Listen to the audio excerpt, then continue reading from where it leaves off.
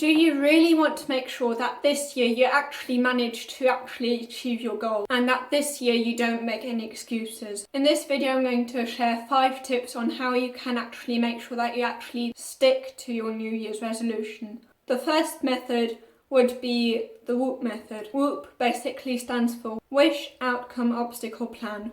So wish, this is basically your New Year's resolution, what exactly you want to do. Outcome is the results you want to achieve. Obstacles would be what you think will get in the way of you achieving that goal.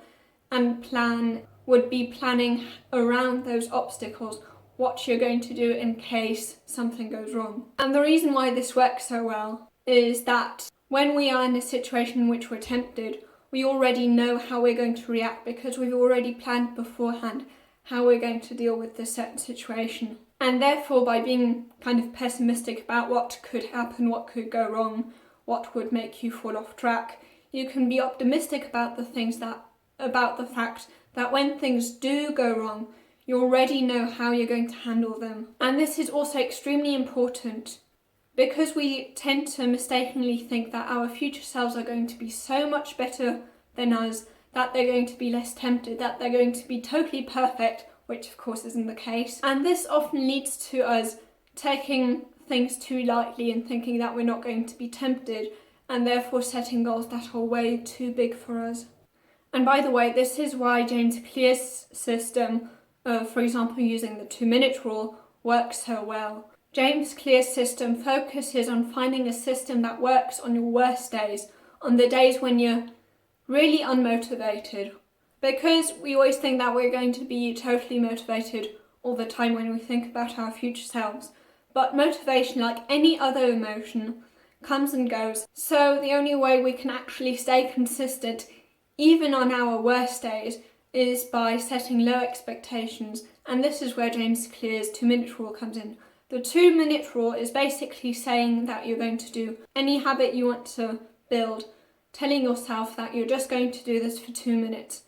And what this does is that you feel that it's going to be easier for you to start, because if you say, for example, that you're going to exercise 2 hours, 3 hours a day, of course you're going to fall off track way more quickly simply because this target is so difficult and you could already feel like a failure if you just do 1 hour a day, which already is great in itself. And the reason why we want to focus more on consistency than intensity is that grit is extremely important for success.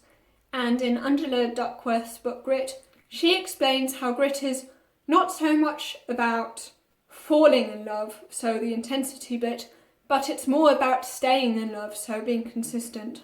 And basically the reason why this 2-minute rule is so good is because it's really great against procrastination.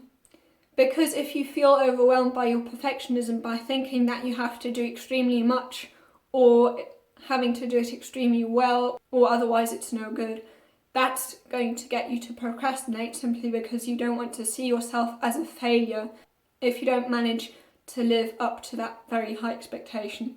If we're afraid of making mistakes because we're perfectionistic, then it could very well be the case that we don't start in the first place, because you can only make mistakes if you actually take action. And then the third tip would be that you can only control your actions, you can't control the results. You can only control results indirectly. So for example, if you want to have better relationships, you can try to be as nice as possible, but you can't influence how the other person is going to react.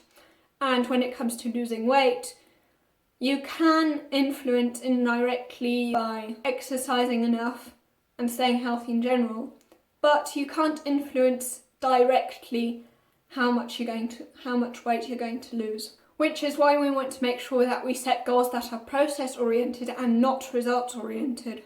And this is also really important because with many things, it takes a lot of time before you see the first results. For example, when it comes to working out, you're not going to, after the very first workout, come home and suddenly have 6-pack abs or suddenly have lost weight. It takes a lot of time to actually build that muscle, lose that weight.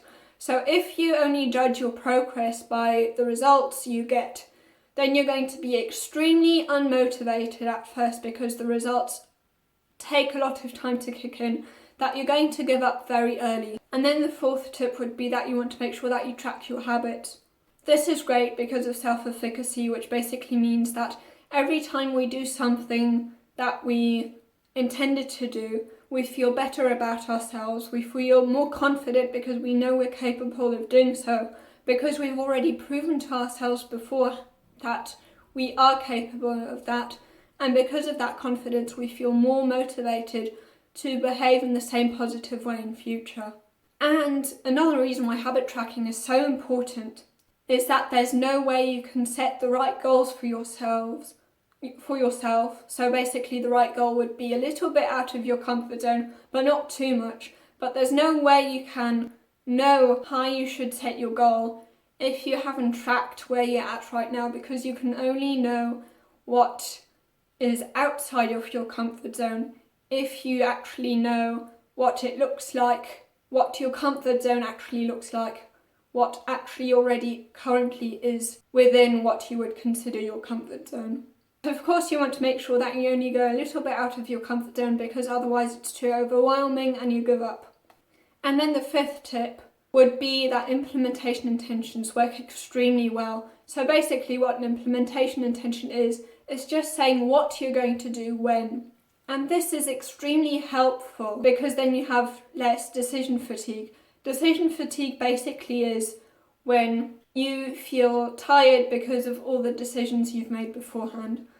And because we use our prefrontal cortex for decision making, and our prefrontal cortex uses up a lot of energy, we tend to feel very drained after making too many decisions. And the reason why implementation intentions works against that decision fatigue is because if you've already decided when you're going to do what you want to do, then you don't have to overthink in the moment. Am I going to do it now? Shall I do it later? Shall I do it another time? Because you've already decided beforehand. Now, if you want to make sure that you stick to your New Year's resolutions extremely well, then of course it would be very interesting to know how you can actually avoid mistakes that people make when they try to achieve their goals that actually makes them not achieve them. And if you want to know that, you can watch this video here.